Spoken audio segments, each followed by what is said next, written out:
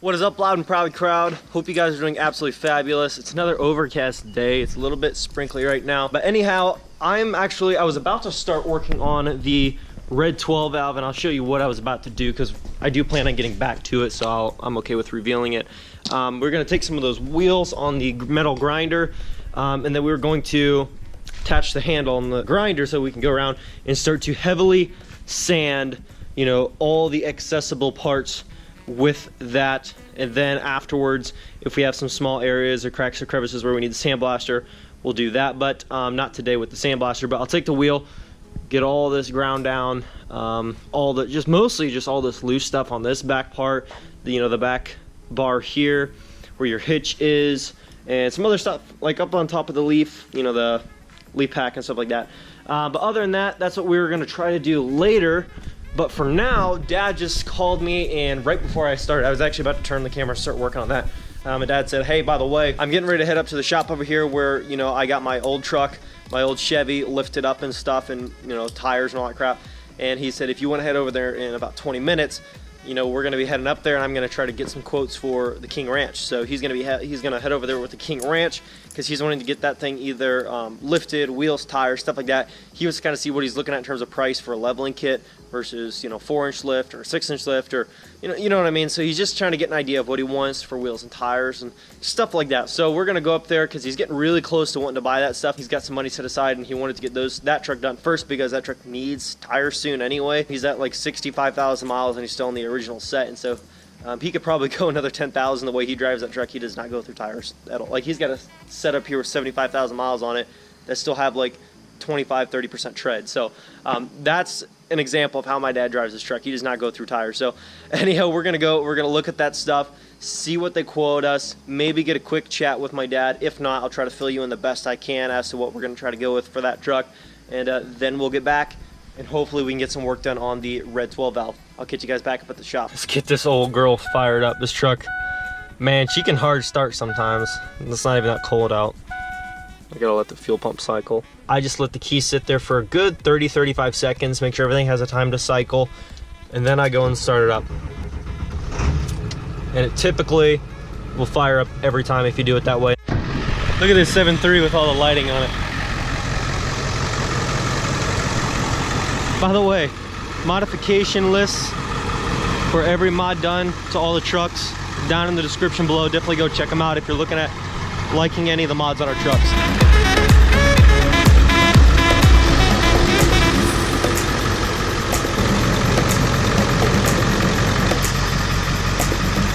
Yo fam, a couple things I wanted to clear up really quick. First off, the shirts. Lots of people ordered the Loud and Proud, they pre-ordered the Loud and Proud shop shirts, like so. This one, I've got this one, I wear it every time it's clean and I can wear it, I wear it.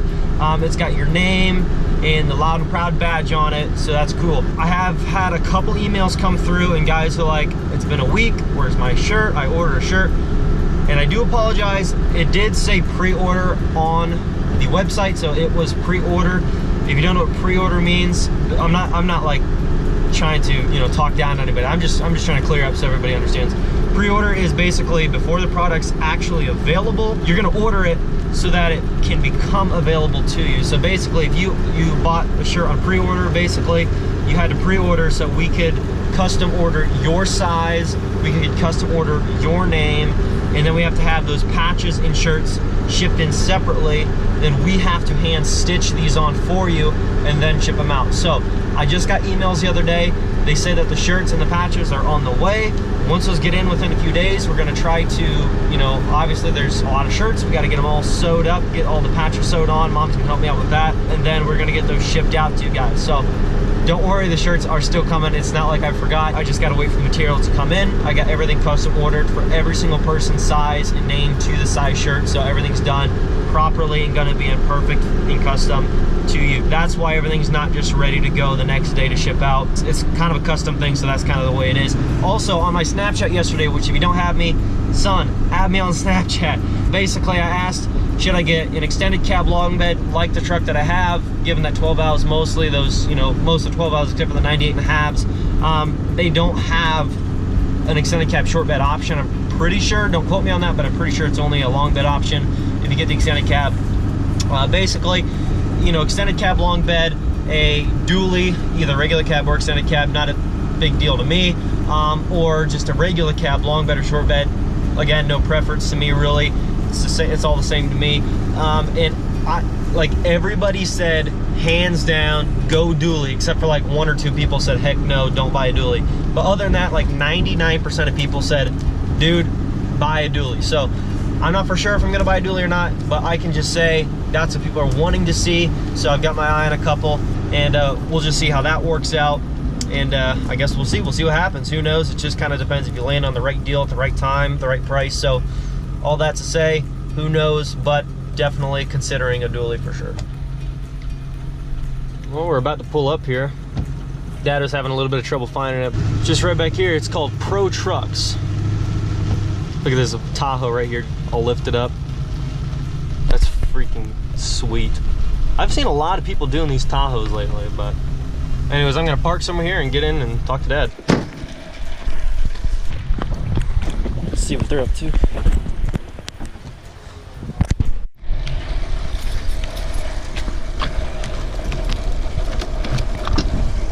Well guys, we just got out of Pro Trucks in Fort Wayne and we had a good talk with them. I'll try to fill you guys in a little bit more once I get closer to home or in the barn, because it's a little bit rainy and nasty. I don't really want to hold the GoPro and drive for safety reasons, especially with water on the road. So I'll catch you guys back at the barn. And super good guys, hook you up. And anyways, we're gonna get home, get that done. There's a lot full of F-150s. But just got back to the barn here, so I'm going to get started on this, but I wanted to really quick. First off, I want to address something, and this is something I know people are gonna say, dude, don't address the haters, don't address the haters. Okay, but seriously, guys, I gotta address something with my truck. Okay, I know there's gonna be some people that don't want to hear this, but I'm gonna tell you anyways. My truck, I probably read through 5 to 10 comments yesterday's video about how me selling my truck for $13,000 is ripping somebody off because I only paid $9,500 for it. Let me fill you in, those of you who haven't been around since about 2,500 to 3,000 subscribers. That was way back when the channel was starting. I have dumped almost $6 grand into that truck, and I'll be in about $7,000 in 4 months, in addition to the purchase of the truck, after I get my truck repaired and then sell it. I paid $9,500, and that's what they were selling for a truck with a rusted frame with holes in the frame that I didn't know about. Bald, slick tires, strut towers were folded in half, about to concave on the front of that truck. Shocks, all original, rusted to crap. They're laying over there. I mean, that truck had so many things that were so eroded and horrifying on that thing that I had to fix, and I paid $9,500 for it in that condition. And I've dumped thousands upon thousands of dollars into that truck. Whether you've been around for very long or not, you're probably gonna say, oh, that's not true. Check out the mod list, you'll come up with, and there's not even everything's there, but you'll come up with a few thousands of dollars worth of stuff that I've had to replace on that truck to make everything that was so-so or broken on that truck drivable and in good condition. And I'm gonna do the respectable thing, get my truck repaired at a shop. I could just cover it up and be some scumbag and sell the thing and still ask $13,000 for it. I'm not doing that. I'm getting the truck fixed, dumping more money out of my pocket to get the thing repaired professionally, then selling it. To say that I'm ripping somebody off asking $13,000 for it, dude, like, are you serious? Are you serious right now? I got ripped off when I paid $9,500 for a rusted bucket truck, you know, in terms of everything under the body that you couldn't see, and I knew a lot of that stuff was there, but that was the best deal that I could find on an extended cab at the time. Believe it or not, that was the best deal I could find, and now I had to pay for it. I had to pay a lot of stuff to get that going. But this truck, when I sell this truck, it's gonna be in far better shape than it was when I bought it. Far better shape. So you're getting a $13,000 truck. In fact, you're getting more than that, basically from what I put into and all the time I spent on, you know, making sure that thing was repaired in several different areas that you're probably not gonna see just looking at it. You're just gonna say, oh, you just did a bumper and plastied it. No, if you go check out the list, there's gobs of stuff that I did on that truck.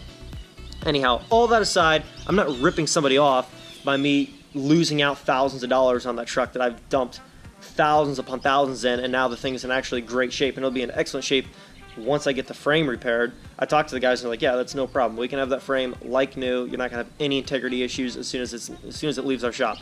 That's what they said. So I don't need any more. You're ripping somebody off, selling somebody, you know, that truck that you paid $9,000 for, you know, way back. No, I'm not ripping anybody off. Mind your own business. Anyways, I'm by no means ripping somebody off, and around my area, that truck in that shape, I could be asking 15. I'd probably get about 14 out of it.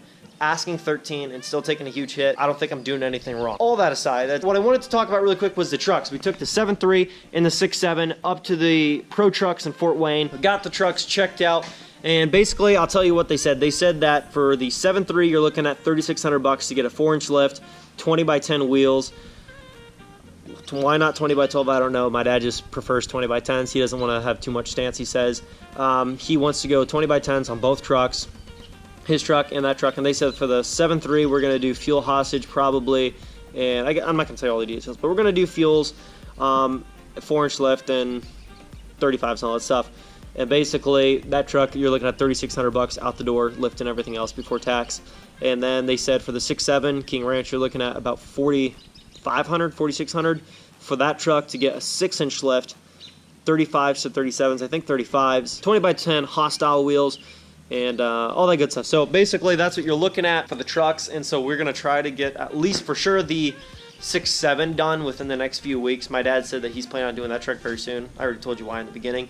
He wants to do that truck soon. That's his daily truck. That's the one that he drives the most. He puts wear and tear on the tires and stuff like that, so he wants that truck done first. Let's get on to the 12 valve here. I've got the grinder sitting up there with some wire wheels. We're going to get this thing back here. I'm going to kick on the lights. We're going to get back here, and we're going to start to sand some stuff down. I actually might want to pull the truck up to the open area up there so that, you know, with all this straw and hay and stuff back here, basically it'd be a lot easier to broom up the rust when it's sitting up here in this wide open spot. So I'm going to get the truck pulled up, and we're going to get started right on that right now.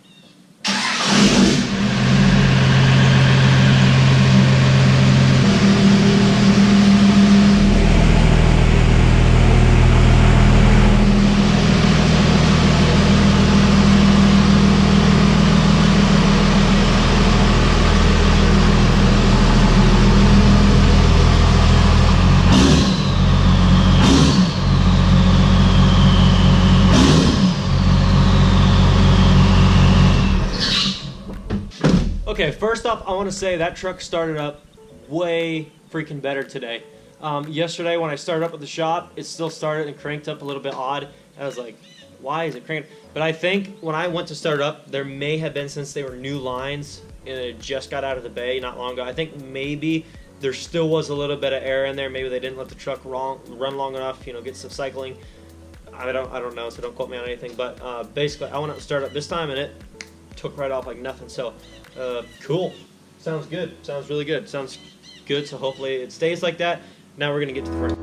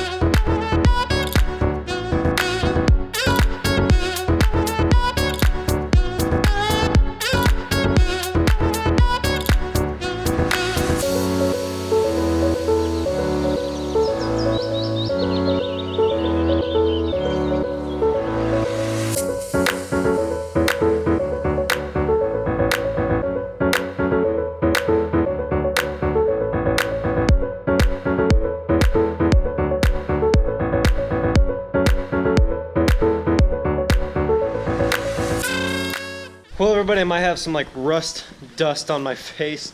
I happen to rhyme. That's funny. Anyways, but I got this sanded down. Most everything that I could do with that. This is not done. We're still going to sandblast it to get all the little cracks and crevices and areas that we couldn't get with the big metal grinder. But basically, I got a good portion of this done. You can see everything is real smooth down.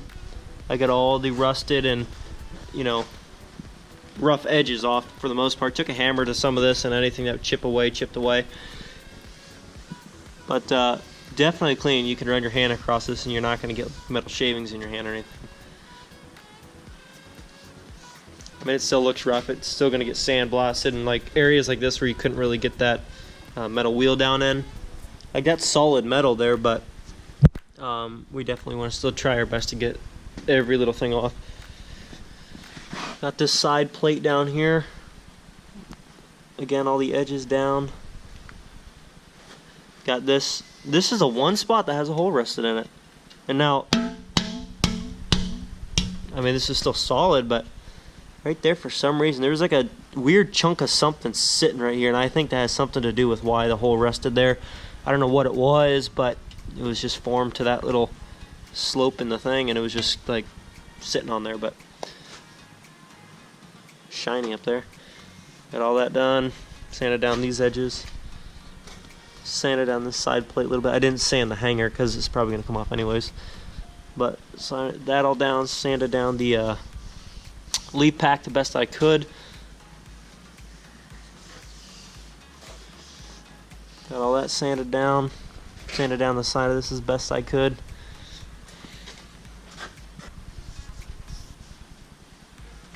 Got that sanded down, except for down in here. We're gonna have to sandblast down in this crevice because I couldn't get that wheel down in there.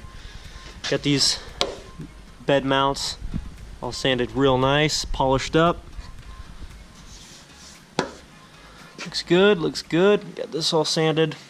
I actually did the drive shaft too. I got that all sanded down, clean again. Look at all the rust on the ground. And there's proof of how much came off of this thing. Well, I'm not just saying it. I mean, there's a lot of that stuff. This is all that I got off of this thing. All this brown under here. That's all that I got off. I still got to do the axle, but we're probably gonna sandblast that, mostly because it's kind of a weird shape and weird to get to around some of those lines and stuff. This all not sandblasted. Got this all sanded. Got this cab mount up here on both sides. But yeah, and most of it turned out pretty good. Yep, definitely not done. Got to do some more, but for the most part, that's not a bad job for the time that I had. I gotta go edit this video really quick, get it up, and then I have to go pick up my brother from school, and we got to jet to Ohio again. So might have some footage over in Ohio with my grandfather again. Not bad for just trying to squeeze in a little bit of work here in between having to run around, go look at some stuff with my dad, run up to the bank and stuff. Overall, got one more thing done. Red gloves, all this rust on my arms. I got to get that washed off. I don't know if that can really have an effect on you or not, rust sitting on you, but I'm going to get that washed off here and edit the video and head out. So anyways, guys, hope you guys enjoyed that video. I'm going to get to cleaning up all this crud, get to brooming off some of the loose rust off of the frame itself, but you can kind of see in the lighting it's a little bit shiny. It's a little bit further ahead, so it's always a good thing. Progress is a good thing. So hopefully you guys enjoyed that video. Lots to come on the truck here. As soon as I get back, we're probably going to sandblast this frame and get it cured. Hopefully we can do that in the same video. So we're going to try to get this thing sandblasted and cured, and that'll be good. This frame will be pretty much ready to go, and then after that, all we're going to do is going to have to get, of course, eventually here, it's going to need paint work. Not sure when that's going to get done, but the truck is pretty obvious. The thing needs paint work, so we're going to get that taken care of. And then also, then after that, we should be ready for a flat deck. And also, then we're going to have an exhaust system. And there's a lot of stuff. I'm not going to keep on going. I mean, there's tons of stuff that the trucks need. Anyways, definitely leave a like below. Leave your comments below. If you have not yet joined the family, please subscribe. Going every single day. And we should be rolling over to 20K, or we may have already passed 20K by the time this video goes up. So thank you, family, so much for that. It means a lot. Making a dream come true for me, and I wouldn't be able to do it without you guys. And I actually do mean that, because kind of just how it works with YouTube. You gotta have followers and supporters, otherwise it doesn't really go that far. So thank you guys so much. Definitely leave a like on the video. I'll catch you guys tomorrow. Peace. Doing what I love, going day to day, but I know it takes time and I'm patiently waiting. Sometimes I contemplate, cause one day you feel so close and the next is out of sight. But I know I gotta hold on tight to go back to just going out every night. Like if I'm about to let it go now, I can live alright, live a normal life, doing 9 to 5. But I know I'm more than that. I gained this skill, wasn't born with that. At the end of the life, it's a memory.